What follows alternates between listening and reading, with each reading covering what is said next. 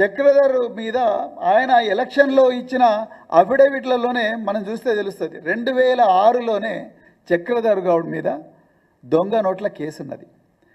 2006లో ఇంకొక దొంగతనం కేసు చక్రధర్ మీద ఉన్నది. 2014లో సైబర్ క్రైమ్ మోసాలు కేసు ఉన్నది. అదేవిధంగా 2019లో మహిళలపై దాడి కేసు ఉన్నది. 2020లో నిర్లక్ష్యపూరిత డ్రైవింగ్, అదేవిధంగా 2022లో సైబర్ క్రైమ్ మోసాలు, ఫోర్జరీ కేసు. ఎంత ఘోరం అయ్యా అంటే ఒక స్నేహితుడి భార్య మీద అత్యాచారం చేసిన కేసు. ఆ కేసులో సాక్షాత్తు మెజిస్ట్రేట్ ముందర 164లో వీడియో రికార్డింగ్ చేసింది. మెజిస్ట్రేట్ ముందర వీడియో రికార్డింగ్లో ఆ బాధిత మహిళ స్టేట్మెంట్ అంతా కూడా రికార్డింగ్ చేసిండ్రు. అదేవిధంగా 40,000 మందిని మోసం చేసిన కేసు.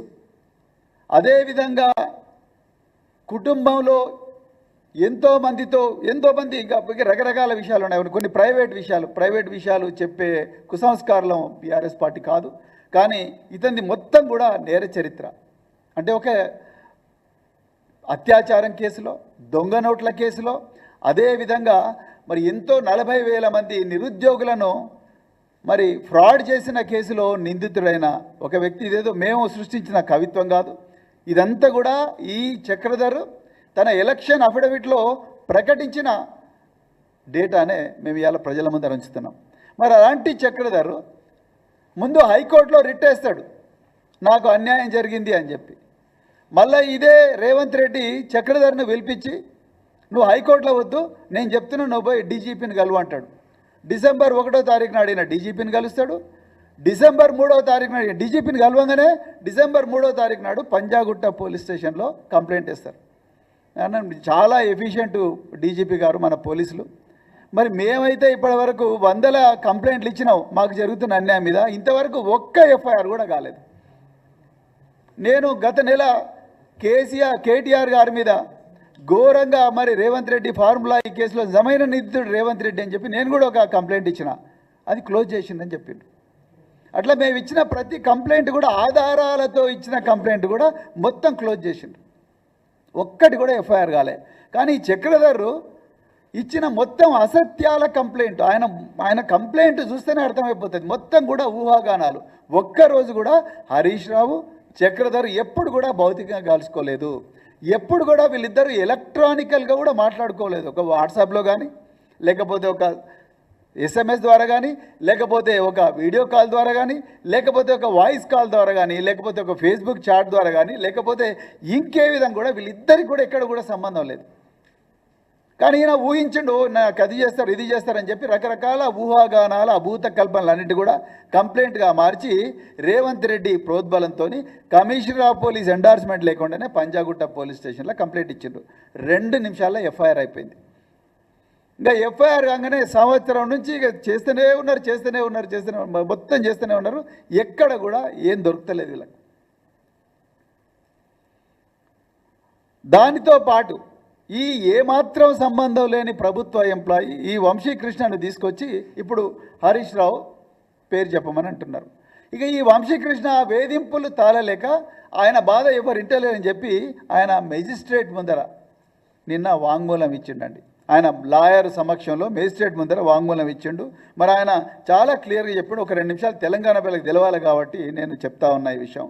నేను పోలీసుల ముందర ఏమీ చెప్పలేదు, పోలీసు కేసులో ఏముంది చదివి వినిపించలేదు. అదేవిధంగా మరి 15 ఫిబ్రవరి 2025 రోజు నాడు హైకోర్టు ఆదేశానుసారం ఎంక్వైరీ కోసం పంజాగుట్ట పోలీసుల ఎదుట హాజరైన ఆ రోజు నన్ను ఏసీపీ మోహన్ కుమార్ గారు మరియు డీసీపీ విజయ్ కుమార్ గారు, నువ్వు ఫోన్ ట్యాపింగ్ విషయంలో నువ్వు మచ్చా వేణుగోపాల్ రెడ్డి హరీష్ రావుకు వ్యతిరేకంగా వాంగ్మూలం ఇవ్వకపోతే నీ లైఫ్ ఈరోజు రాత్రి లోపల లేకుండా చేస్తా, మరియు నీ ఉద్యోగం లేకుండా చేస్తారా అని చెప్పి ఇక ఈ యొక్క బూతు మాట మాట్లాడారు. అది నేను మాట్లాడకూడదు. సో మాట్లాడి అని విపరీతమైన బూతులు తిడుతూ నన్ను నరకం చూపించారు. చనిపోయిన మా నాన్నగారిని కూడా దుర్భాషలు ఆడినరు, నా సంతకాలు తీసుకున్నారు, కనీసం కేసు గురించి వివరాలు చెప్పకుండా సంతకాలు తీసుకున్నారు. మా లాయర్ గారికి చూపించైనా సంతకం చేస్తా అంటే కనీసం లాయర్ను కూడా మరి దగ్గరికి రానివ్వలేదు. లాయర్గా ఉండే అవకాశం కూడా నాకు ఇవ్వలేదు.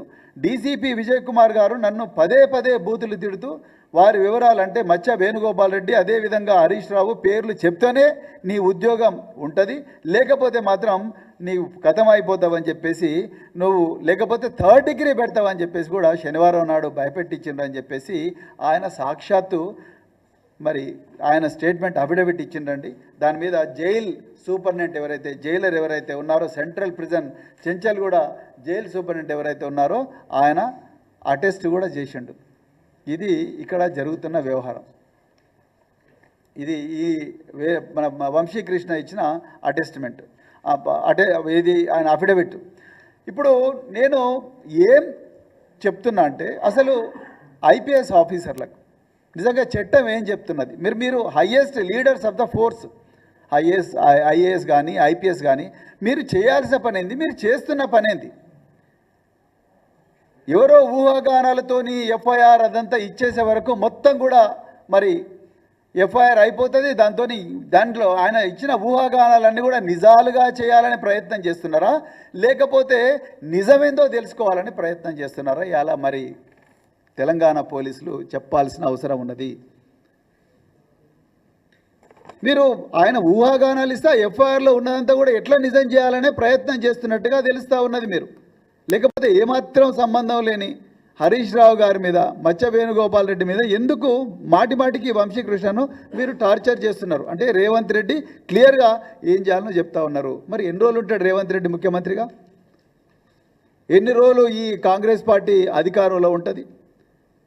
కేసీఆర్ గారు మాకు మొదటి నుంచి ఒకటే చెప్పారు, అధికారులను ఎప్పుడు కూడా మనం వాళ్ళ పేర్లు తీసుకోవడం కానీ ఈ ఉద్యమ ప్రస్థానంలో కానీ ఉద్యమ తర్వాత అధికారం వచ్చినప్పుడు కానీ ఎప్పుడు కూడా వాళ్ళని ప్రశంసించిన చరిత్రనే మరి బీఆర్ఎస్ పార్టీకి టీఆర్ఎస్ పార్టీకి ఉంది తప్ప ఎప్పుడు కూడా పేర్లు పెట్టి విమర్శించే సంస్కృతి బీఆర్ఎస్ పార్టీకి ఎప్పుడు లేదు. కానీ ఈరోజు మేము వీళ్ళ పేర్లు చెప్పాల్సి వస్తున్నదంటే ఎంత దుర్మార్గాలకు ఒడిగడుతున్నారో ఇలా పోలీసులు ఒకసారి ఆలోచించండి. హరీష్ రావు గారి మీద ఇదే హరీష్ రావు గారి మీద మైనంపల్లి హనుమంతరావు గజ్వేల్లో కాంగ్రెస్ పార్టీ కార్యకర్తల సమావేశంలో పెట్రోలు పోస్తా కాలబెడతా హరీష్ రావును అంటే కూడా Siddipet commissioner of police Anuradha ఇంతవరకు కేసు బుక్ చేయలేదు. నిన్నగాక మొన్న సోషల్ మీడియాలో హరీష్ రావు గారికి కేసీఆర్ గారికి పెద్ద ఎత్తున ప్రచన్న యుద్ధం నడుస్తున్నది అని చెప్పి ఒక ఫేక్ న్యూస్ మరి ప్రచారం చేస్తే అది మేము సైబరాబాద్ పోలీస్ కమిషనరేట్లు ఇస్తే ఇంతవరకు అది ఎఫ్ఐఆర్ కాలేదు.